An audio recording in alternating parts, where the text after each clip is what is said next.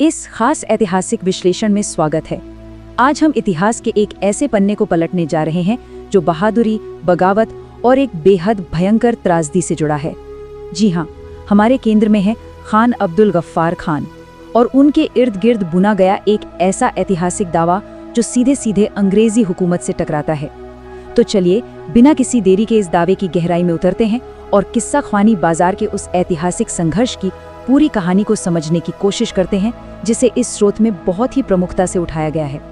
अब इतिहास में तो अनगिनत संघर्ष दर्ज हैं, है ना?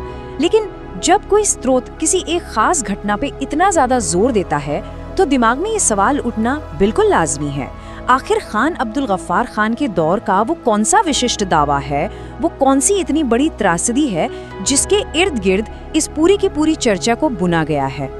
इस पूरी चर्चा के बिल्कुल केंद्र में जो शख्सियत मौजूद हैं, उन्हें इस स्रोत में एक बहुत ही खास और दिलचस्प उपाधि दी गई है, रियल पठान। सुनकर ही एक अलग सा प्रभाव पड़ता है।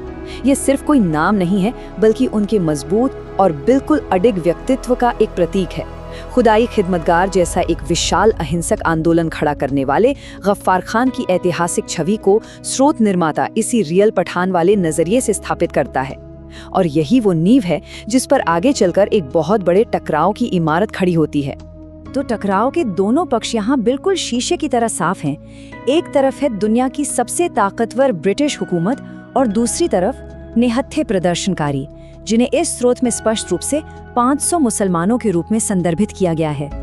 ये वाकई वो क्षण है जहाँ इतिहास का एक बहुत बड़ा और खौफनाक पन्ना पलटता है, जिसे आज हम किस्सा ख्वानी बाजार के संघर्ष के रूप में याद करते हैं। ध्यान देने वाली बात यह है कि स्रोत अपना पूरा का पूरा फोकस इसी सीधे और खौफनाक विभाजन पर रखता है, 500। एक पल के लिए इस नंबर के बारे में सोचिए। ऐतिहासिक आंकड़ों में ये सिर्फ एक संख्या भर नहीं है, ये उस भीषण त्रासदी के एक बहुत बड़े पैमाने को दर्शाता है। स्रोत का जो मुख्य दावा है वो सीधे तौर पर इसी विशिष्ट और सच कहें तो रोंगटे खड़े कर देने वाले आंकड़े के इर्द गिर्द घूमता है। किस्सा ख्वानी बाजार में हुए उस भयानक संघर्ष को कोई आम घटना नहीं बल्कि एक ऐसे पल के रूप में पेश किया गया है जहां मौतों का ये आंकड़ा 500 तक पहुंचने का दावा किया जाता है। शब्दों का चुनाव चीजों को देखने का पूरा नजरिया ही बदल देता है। अब जरा स्रोत के इन बिल्कुल सटीक शब्दों पर गौर करें। वो वक्त जब अंग्रेजों ने 500 मुसलमानों को कत्ल कर डाला था। ये भाषा बेहद प्रभावशाली है, एकदम सीधी है और पूरी तरह से भावनाओं से भरी हुई है। यह हमें बिल्कुल स्पष्ट रूप से दिखाता है कि स्रोत इस ऐतिहासिक घटनाक्रम को और किस्सा ख्वानी बाजार की उस भयंकर त्रासदी को कितनी तीव्रता और कितने आक्रोश के साथ सबके सामने प्रस्तुत कर रहा है। खैर, किसी भी ऐतिहासिक दावे की तह तक जाने के लिए उसके उद्गम यानी उसके सोर्स को जानना बहुत जरूरी होता है। ये विशिष्ट दृष्टिकोण और ये जो कड़े शब्द इस्तेमाल किए गए हैं, ये YouTube चैनल इंडियन मुस्लिम द्वारा प्रकाशित एक वीडियो से लिए गए हैं। देखिए, जब इतिहास के पन्नों से रियल पठान या 500 मौतों जैसे इतने बड़े दावे सामने आते हैं तो मंच की पहचान करना हमें यह समझने में बहुत मदद करता है कि उस पूरी कहानी को किस विशेष नजरिए और किस भावना के साथ प्रस्तुत किया गया है। तो अंत में एक सवाल जो जहन में आता है, इतिहास आखिर है क्या? क्या ये सिर्फ कुछ घटी हुई घटनाओं का एक पन्ना है या फिर ये इस बात पर निर्भर करता है कि उन्हें याद कौन कर रहा है?